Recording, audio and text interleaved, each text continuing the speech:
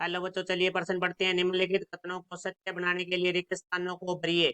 हमें दिया हुआ है फाइव डैश सर्वनिष्ठ ए बराबर है रिक्त स्थान, यू डैश सर्वनिष्ठ ए बराबर है रिक्त स्थान। मुख्य अवधारणा।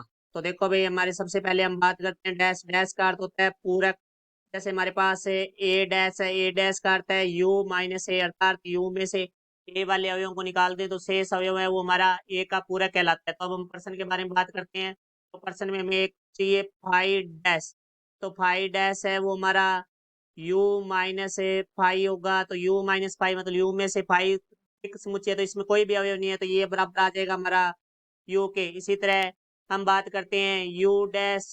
यू डैश होगा तो यू में से हमारे को जो डैश निकालना है जिसको वो घटाना होगा, तो यू में से हम यू घटाएंगे तो हमारे पास क्योंकि पूरे के पूरे अवयव कट जाएंगे तो यहाँ आ जाएगा फाइव।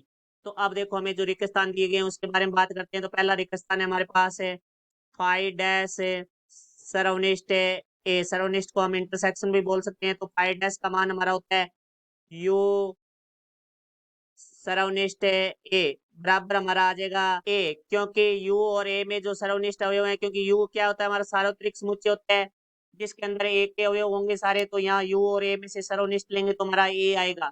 दूसरा अब हमारे पास दिया हुआ है यू डैश सर्वनिष्ठ ए। सर्वनिष्ठ को हम इंटरसेक्शन भी बोल सकते हैं। यू डैश हमारा बराबर होता है फाइव के, तो फाइव सर्वनिष्ठ ए। तो अब देखो फाइव सर्वनिष्ठ ए है, तो फाइव और ए में जो उभयनिष्ठ अवयव देखने हैं तो फाइव में कोई अवयव नहीं है, तो फाइव और ए में हमारा कोई भी अवयव उभयनिष्ठ नहीं आएगा, तो यहाँ आ जाएगा हमारे पास फाइव।